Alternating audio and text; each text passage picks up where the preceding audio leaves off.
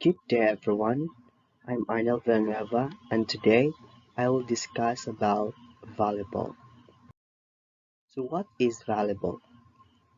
Volleyball is a game played by two teams, usually of six players on a side, in which the players use their hands to bat a ball back and forth over a high net, trying to make the ball touch the court within the opponent's playing area before it can be returned. To prevent this, a player on the opposite team bats the ball up and toward teammate before it touches the court surface.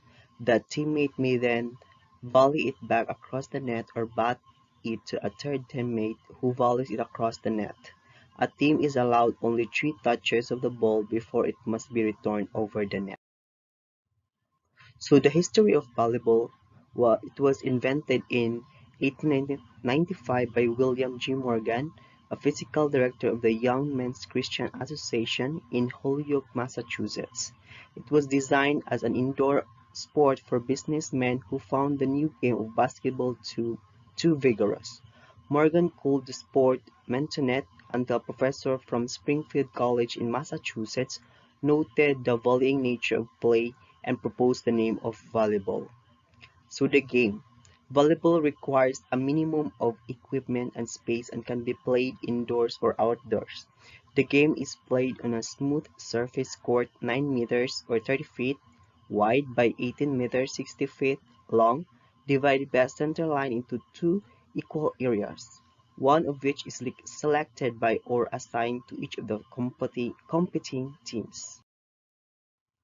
So for the players, there are six positions on a volleyball court, and each position serves as a unique role in the success of the team. Just like other competitive teams, you need to depend on each player to not only do their job but to do their job well. So the first position is the setter. The setter is the main contributor to the offense of the volleyball team. One of the requirements of the setter is having a delicate touch to set the ball perfectly for one of the attacking players. Communication is extremely important for the setter because they need to get the rest of the players on the same page. Without the setter, there wouldn't be hard spikes or technical ball movement. Next position is the outside hitter. The outside hitter is also known as the left side hitter and is lead attacker in the offensive strategy. To be a successful outside hitter, you must be able to jump high, be quick on your feet, and be ready to adapt to different situations. The volleyball won't always be placed where the outsider hitter would like, so they need to be prepared for hits from a variety of places. The third position is the opposite hitter, also known as the right side hitter. These players need to be a perfect balance of both offense and defense. They will also get many opportunities to hit the volleyball. So similar to the outside hitter, jumping ability is vital. The main difference that sets the opposite hitter apart is their defensive responsibility. Being able to receive the serve from the opposing team is just one of the many requirements of this specialized position. Next position is the middle blocker. The middle blocker, sometimes known as the middle hitter. It is the tallest player of the volleyball team. Their main role for the team is being the first line of defense against the opposing team hits. The middle blocker needs to read the other team's attackers to quickly raise his or her arms above the net in a blocking attempt. However, this is not a defense-only position. The middle blocker will have the chances for quick points throughout the set. Next position is the libero. The libero can become confusing for non-volleyball players. They can only play on the back row of the court, and because of this, are the ideal person to receive a hit from the opposite team. There are set rules the libero needs to follow, such as not attacking the ball at the net, playing a set for an attacker from the front, and more. You can always tell a libero apart from the rest of the team because they wear a different colored jersey.